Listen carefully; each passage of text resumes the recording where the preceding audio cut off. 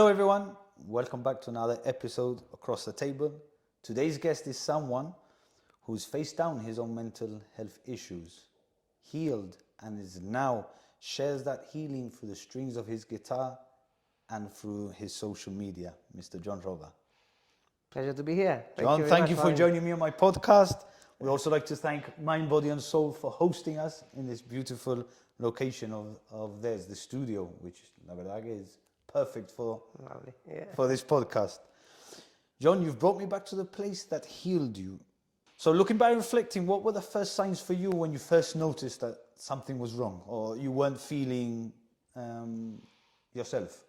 When I first started to notice the symptoms was back when I went to Euro Disney with my kids, with my family. I had a few symptoms before, but they weren't that evident, no? To know that something was still wrong. Maybe A bad day, that's it.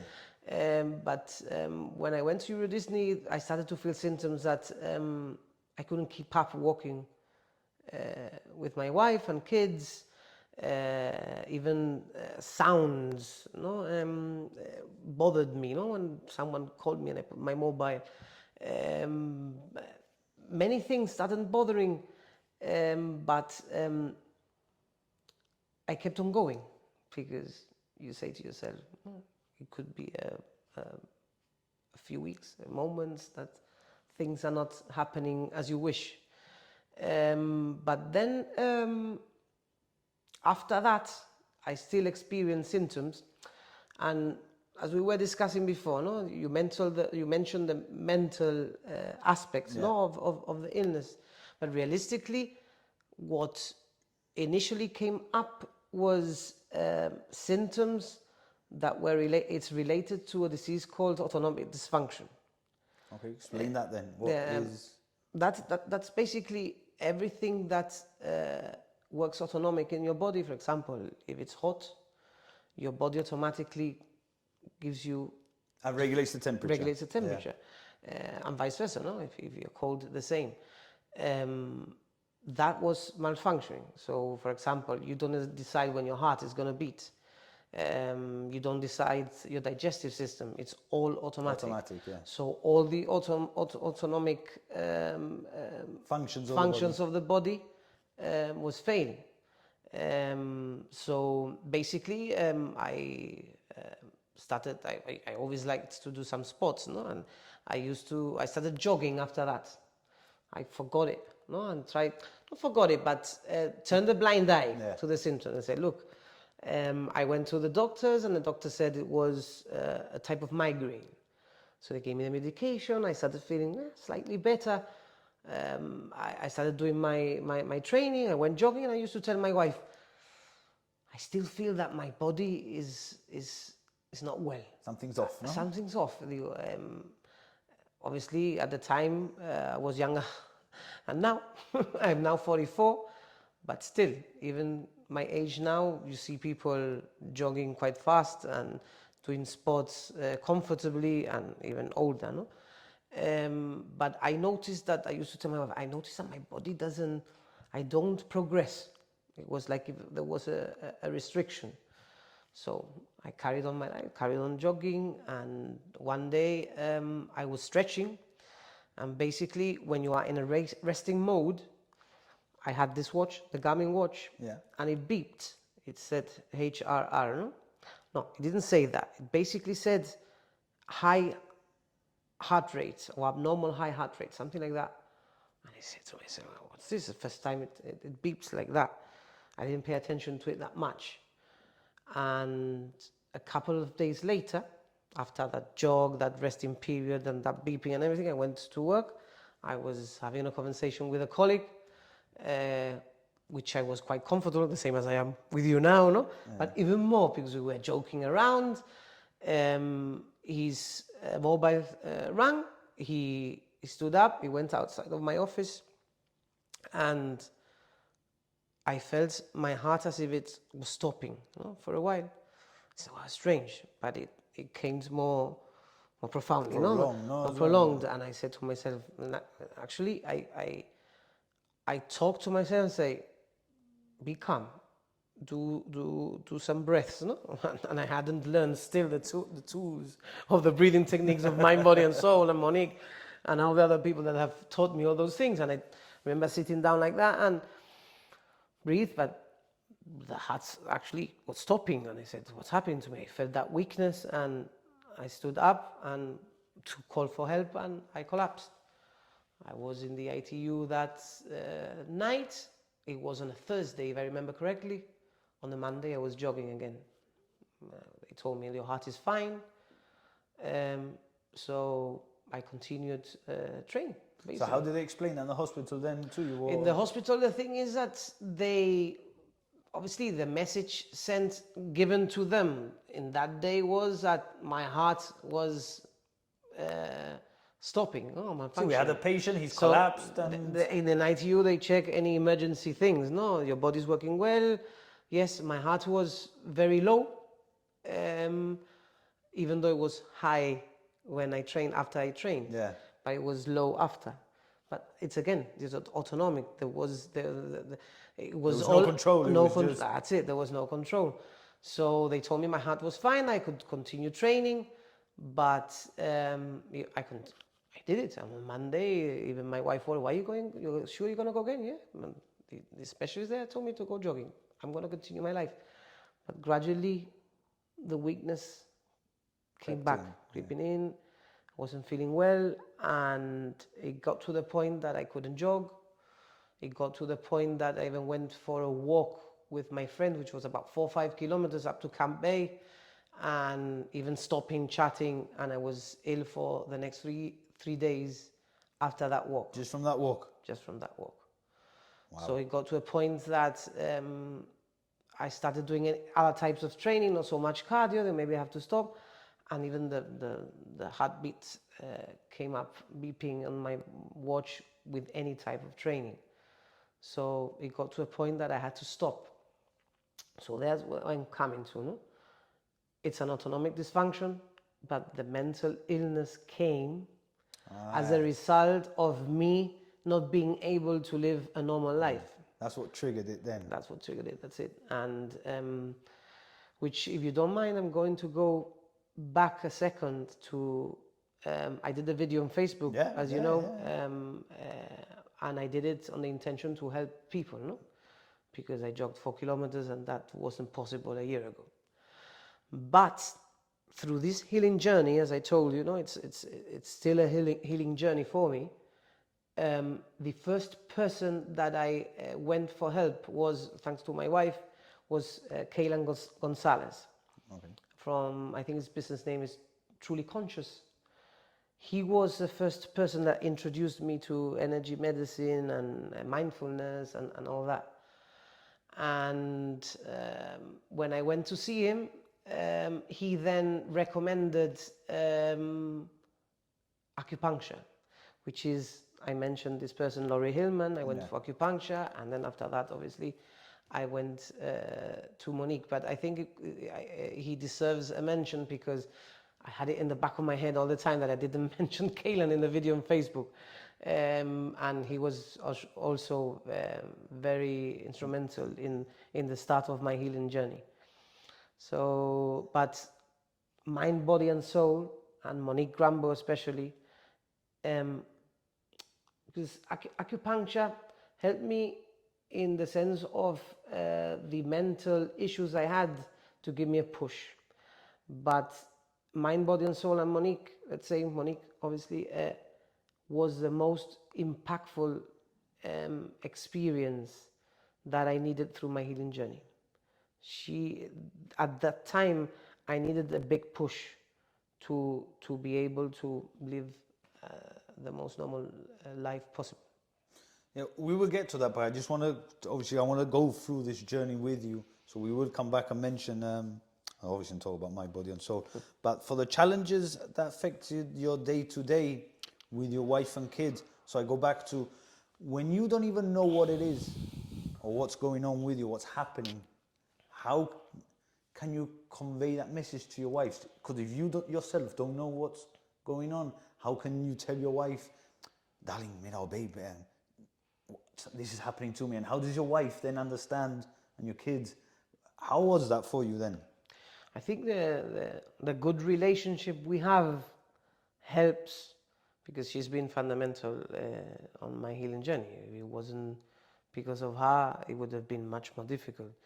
But I think I communicate quite a lot, and I used to tell her, look, I've experienced this symptom, but I researched this, and this comes out.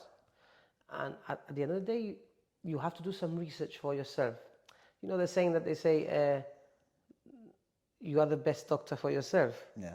Which in a way, obviously, without doctors, it's very difficult. But in a way, it's true because you know your body.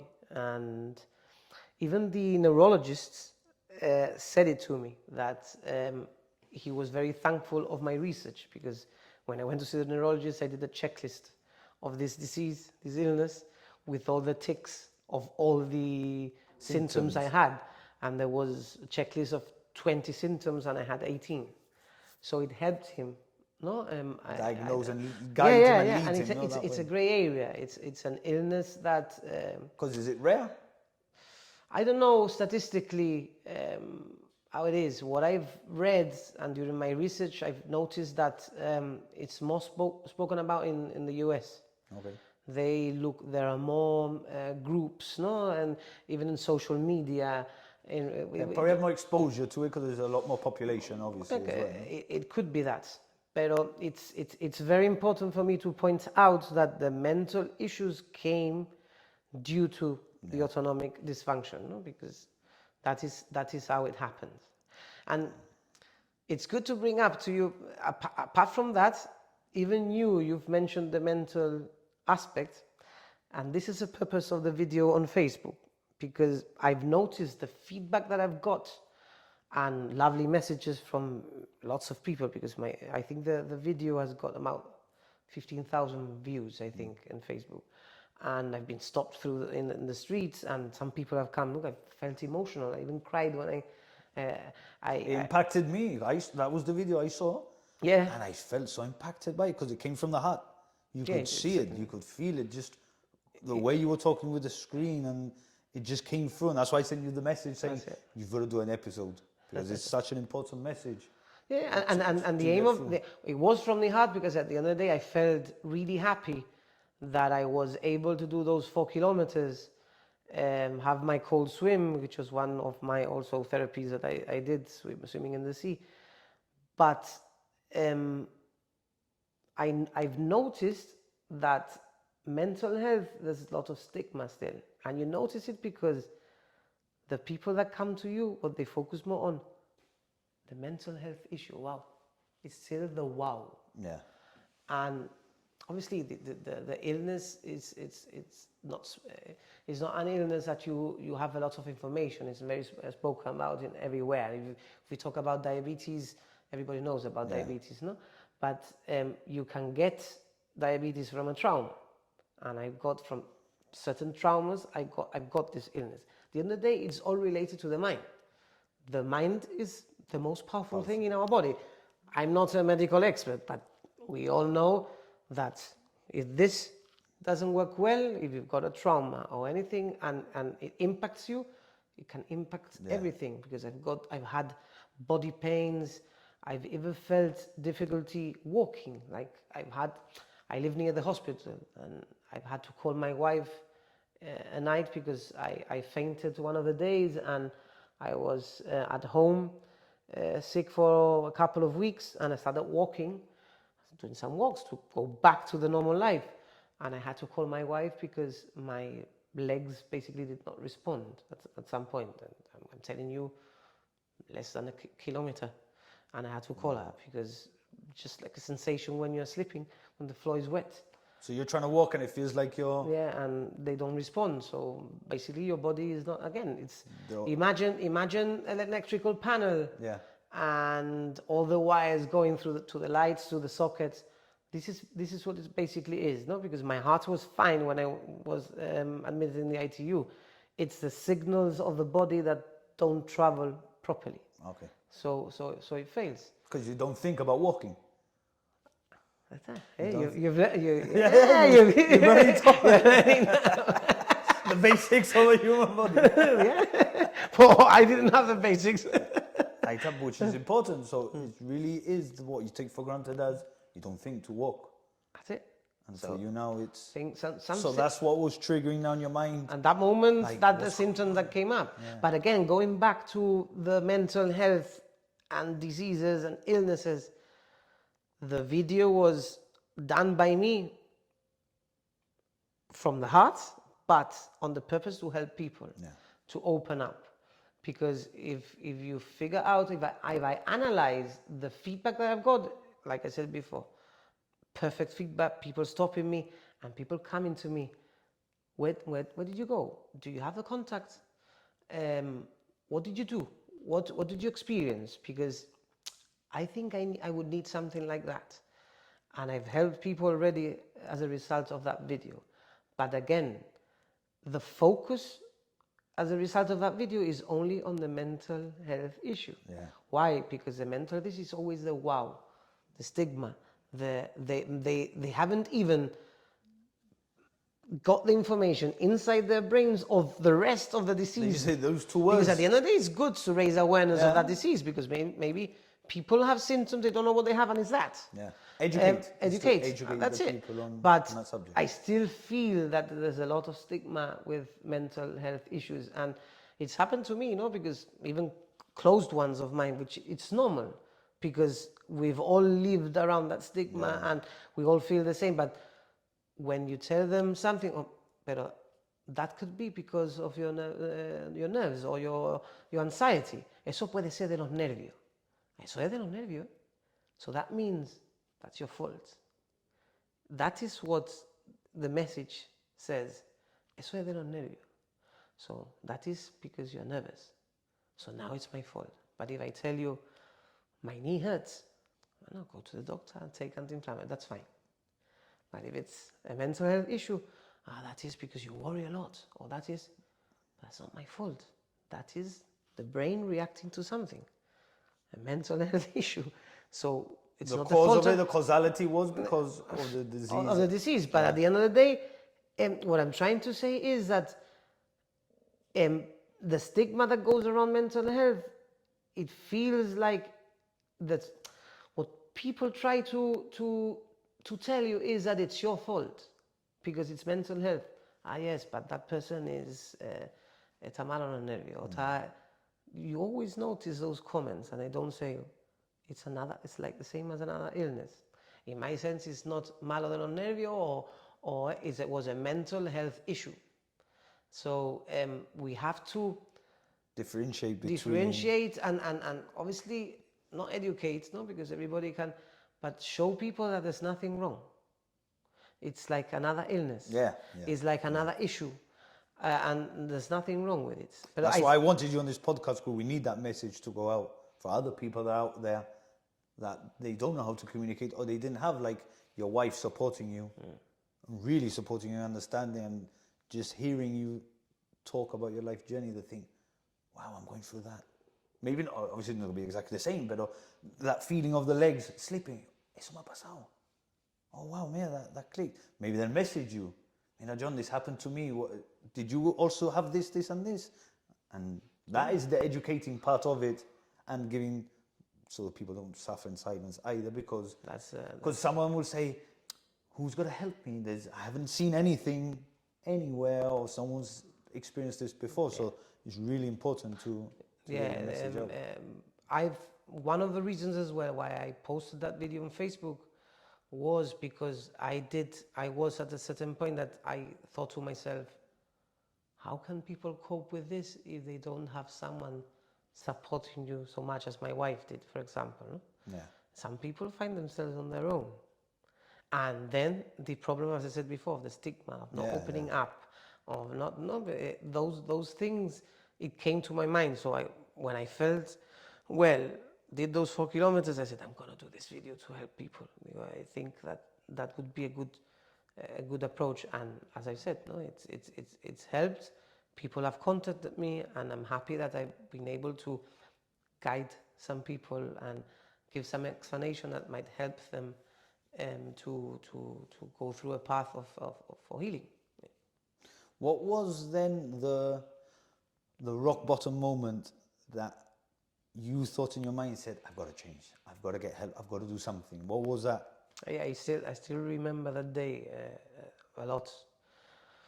If I don't remember correctly, it was a Saturday or Sunday.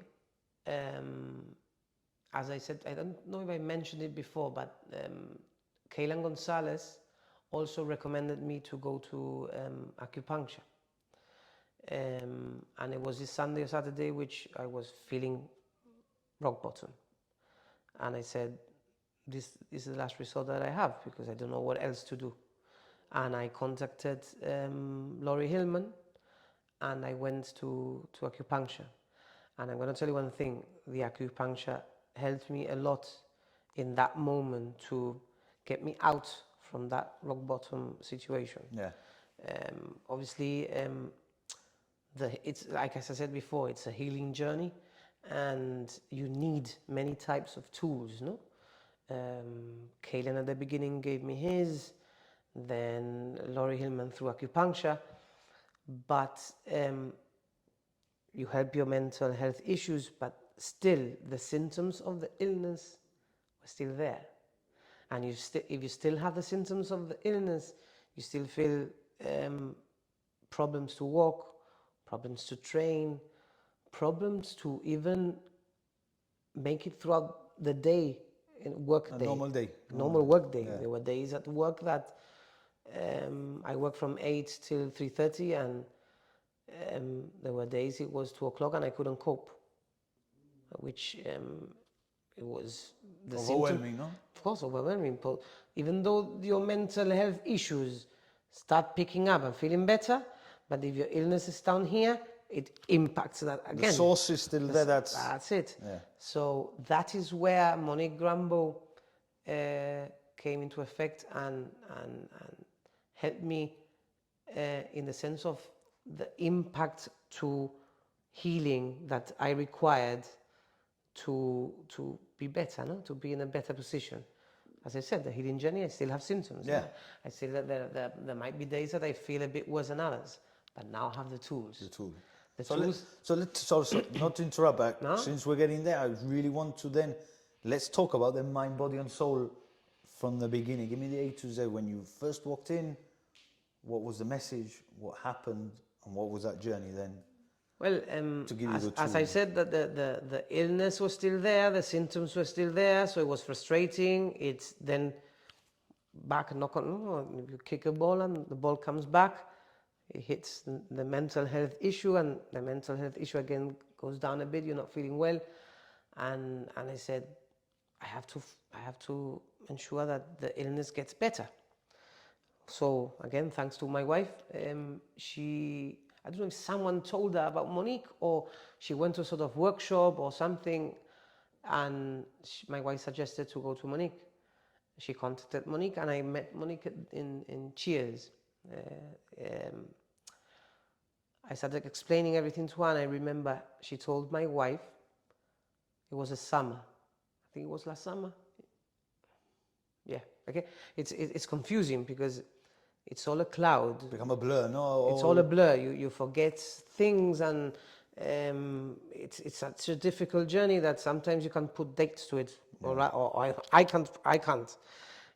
So basically, she told my wife, was this summer, and she told my wife, by December you have your husband back, like that. And I remember, because my wife is very positive, and obviously we've been many years together, no? And I know when she feels, okay, she was suffering, no, obviously by seeing me like that. And she told me, she says, but by December you will be better. And she was trying to be positive, but I could see in her eyes that her face she was expression saying wasn't wishful thinking, or she was saying, will this be true? Because she saw me, in situations that were difficult. So I met her. It started the sessions, as you can see. You have this studio here, but she has her own therapy room. Some sessions were just discussions, because I literal believe talking. some yes, some she did her energy work. and she taught me breathing techniques, moving techniques, which unblocks the system of the body and gives you more energy, because I lacked a lot of energy. I felt very, very, very tired. And the breathing techniques are really helpful. Breathing is more important than what people think, because when we are nervous, when we are anxious, what do? We don't breathe. We don't. Yeah, We you breathe, clamp but up, you climb up, and that is really bad for the body. But Monique has something very special, and she doesn't like me saying, because she's very humble. She does, but you also have to collaborate and connect with her. You can't expect miracles to happen. So I was very by the book. She gave me these breathings, and I never missed those breathings. I did it every morning. I never had to do it again during the day. I did the exercise, and I basically went and got fully committed to it. fully committed into the bubble of understanding the energy medicine and what she does. I asked a question, and the level of service that she gives, because she's one message away and she's really busy. And sometimes I had a question, why this? And I asked her, this is because this. You have the understanding is very important, no? Breathings, 3-step process. But why do you do this? Because some people can do breathing and you touch your and just do no. You have to think about it, get into focus. No, today I put a post on Facebook of the 3-step process. So there's always a meaning to everything, and I wanted to understand. I'm gonna have to have her on. I'm gonna have to do a podcast episode with her. That would be a perfect podcast. It would be a very interesting one. And she can then explain to us and explain to everyone out there as well some of the things that she can provide that will help people. So that could be a future one for sure. Yeah, for sure, it would be a good podcast. Yeah. So you talk with us. So like you said, some of the sessions were just talking, apart from the breathing and all that. But if you're a person that the stress goes away because you're a talker, I love talking. That's why I have a podcast now. So when you talk, did it help you vent as well some of the stresses? Just talking, it helps. That's why I say that people should open up. It's very important to let it go. There are some people that find it very difficult, but obviously in the energy medicine with Monique, which she can explain it better the day that you speak to her, there are other practices like breathing, silent counseling, which you don't have to actually talk. You go through a full process from, I think it's called, I'm not the expert on that, I will be doing a course on this soon, but you go through the meridians of the body and you basically do the breathings, how she goes through it with you, and you don't have to talk, and it's very effective. Grounding and... I tell you one thing, when she did the silent counseling thing on me, obviously when I went to the doctors, I had to have antidepressants. Today I don't have any. And since then, gradually, since she did the silent counseling on me, I've stopped the antidepressants. Wow, just shows you the effect. Gradually going down, because things you have to do it gently and not abruptly, obviously, but I can say that the silent counseling is extremely effective on people. And obviously you can research that a bit more, and or maybe if you do a podcast with her, she can elaborate more. But she's got a lot of videos explaining on silent counseling as well. So that was fundamental for me as well. But you don't have some sessions is talking, because some days I wanted to, maybe you have something stuck in your head or get it off your chest, no? Get it off, but not only in a boring perspective. With the experience that she has, maybe she has the answer. I went through my journey and said, this thing is bothering me, or my illness is affecting me because of this. I went to her and said, look, this is happening to me. We had a chat. And then after that, maybe she did the breathing techniques, the energy medicine approach, everything. It's all together. All together. But some sessions, it was, I've been whole session with us, and with her and only talking. So what was one of the things then that you had to unlearn, do you think?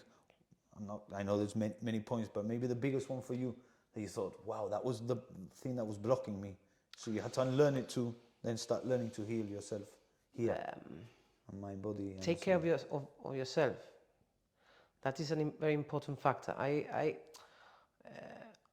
many close ones to me, can tell you that I'm a very protective person, and I take care of my own people, and it's fine.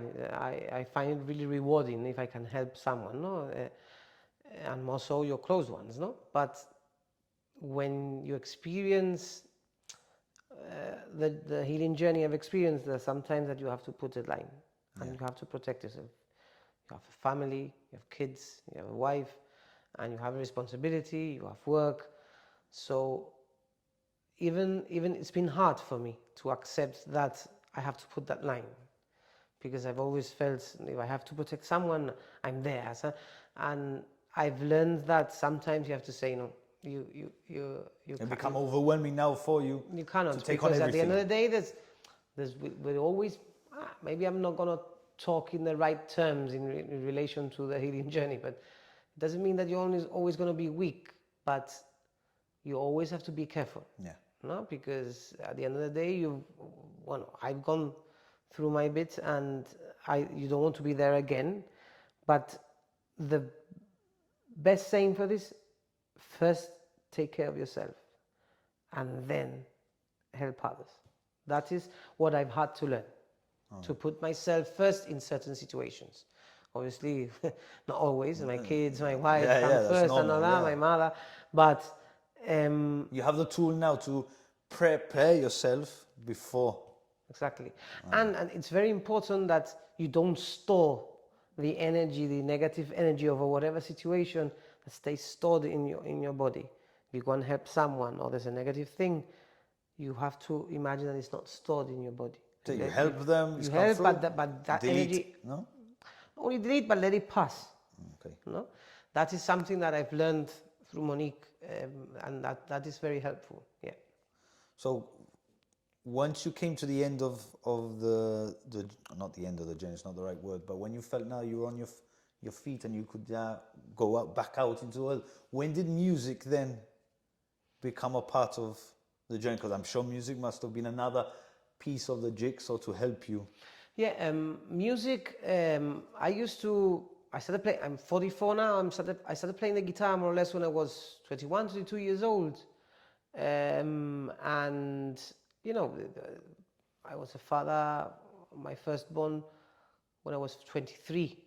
Continued playing, but then responsibilities come. I had another daughter, and I left the guitar to one side. I always liked to sing,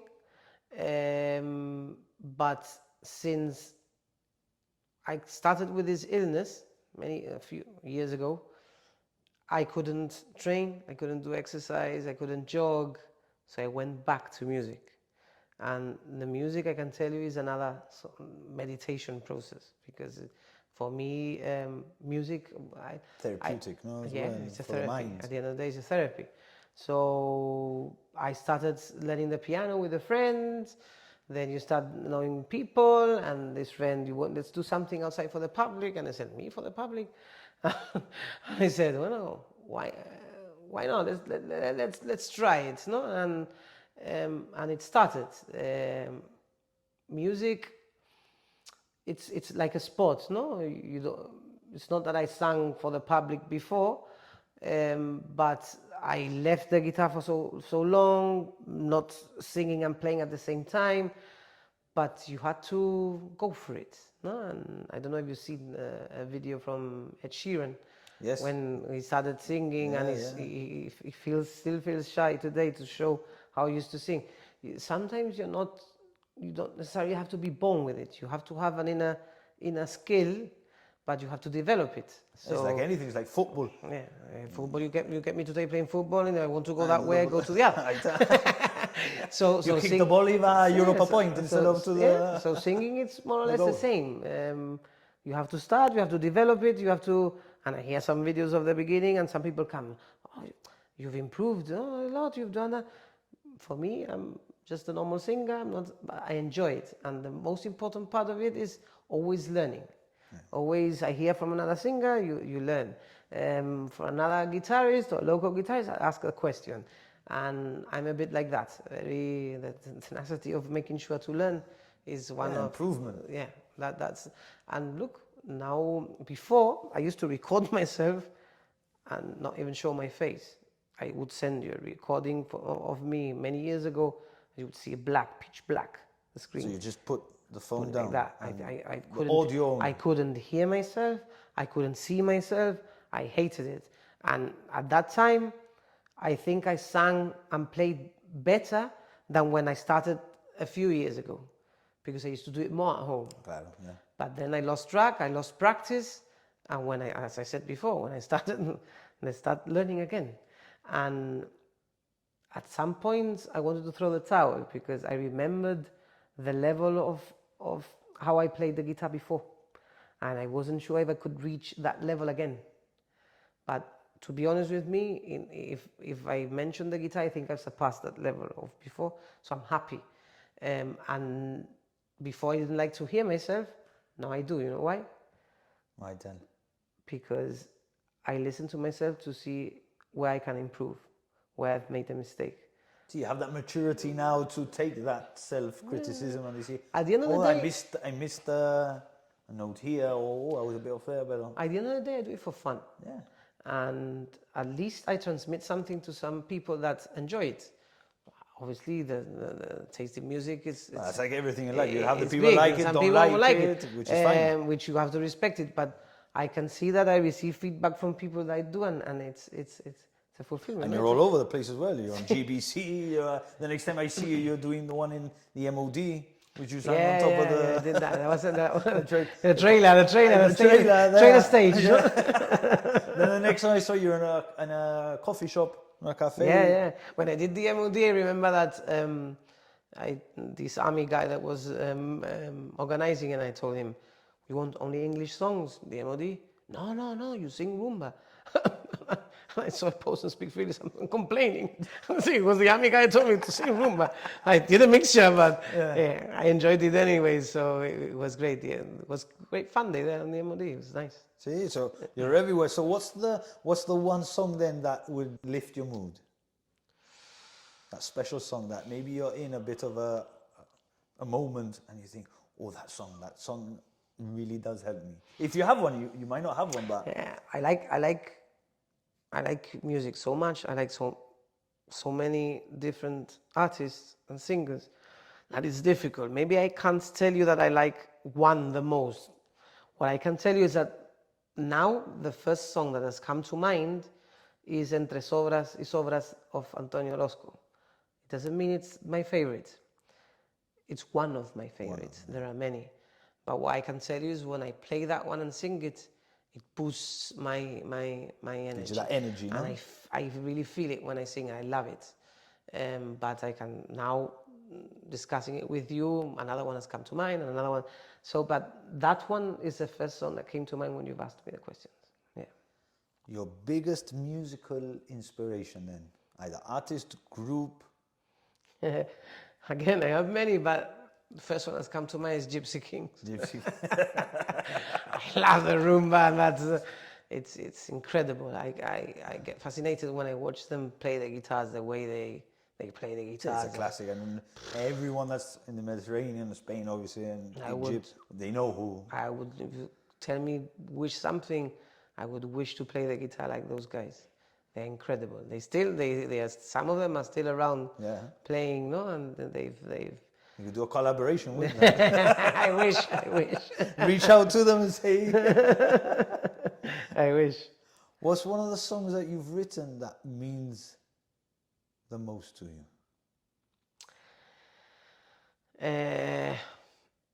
At the moment, I have professionally only one has been uploaded to all the media platforms, which is Transición, which it's a song for a poem from Leila Costa Gomez. And as we speak, I think by the end of this week, I will have another one, which is called Limones Amargos. Limones Amargos from Leila Costa Gomez, again, another poem from her. She approached me to compose songs for her poems, and that one might come out soon. However, recently I've composed a song which I have it to one side, only recorded through my mobile, and I have all the real lyrics. That this time the lyrics are not from someone else, composed by me, and the music. and the song is called Gracias, and it's thanking my wife for, yeah, I mentioned our kids, but it's basically saying thank you to my wife. Obviously, I've got 4 kids. My eldest one is 20 years old. The next one is 18 years old. Then I have a 10-year-old and a 6-year-old, which the last one is a boy. But my wife, my eldest 2 daughters are from my previous marriage, and soon after I separated, they came to live with me, and it was a hard moment, but very happy that it happened, and I'm very fortunate to have had my wife beside. She's been fundamental in helping me and supporting me Through it all. yeah, to take my kids up, and that's I think she deserves at least the song I composed for her. But So that song is really dedicated to her. really, for I really everything. wanted to come out, but I've set up an objective for me. I've bought studio equipment, and I want to record it myself. It's like you buy a PlayStation and want to play a game. For me, it's like a game. Look, if I can't do it on my own, I would go back, because Danny Fa has recorded me the 2 songs, the one that's already in the platforms and the next one. If I can't, I'll go to Danny Fa. But if not, I'm going to try, and that's why I've left it to one side, because You want the whole process. I'm hoping to do all the recording myself. Let's see if I can do it. It's going to be a difficult task, to be honest, but I'm willing to try it. I don't want to say It's what a good if. cause. It's a good cause. Yeah, it's like a game for me. All this about music and competition is never in my mind. I learn from everyone. I go to watch local music, and I look at the guitars. Wow, I like this part. What they do, I'm going to try it myself.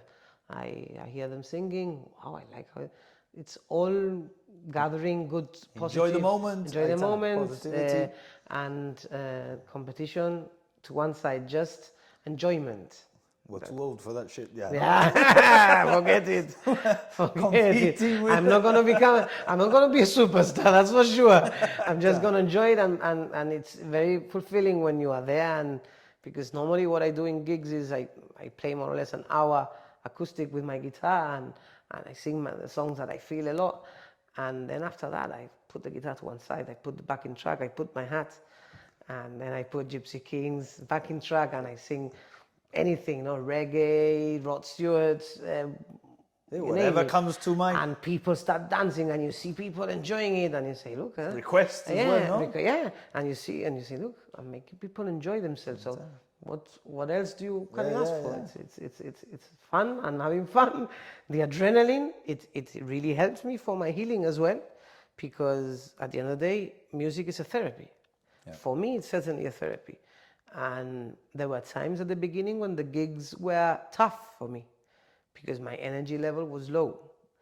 And taking your speakers, taking that, it was really difficult. But gradually, as I was healing, it also helps the healing, because gives you that boost. The positivity it gives you. When you finish the gig, I got the speaker back home, and I was feeling, and gradually my body got more used to it, and it's helped me in my healing journey as well a lot. I'm glad. So what's the plan for the future in terms of music-wise? What's the next gig? Have you got anything planned? Anything coming up? Yes, I've got a few. I have a private gigs at the Carpe Rowing Club. I have Cabana Beach Bar. I play also in Nomads. I also have to play in Dolphins. I'm hoping I don't forget anyone. They remind you in the comments. Yeah. So yeah, there are a few. I'm looking forward to have fun, to be honest. So we'll close with going back to the beginning, which was some inspiration. If there's someone outside that is struggling, what would your message be to them?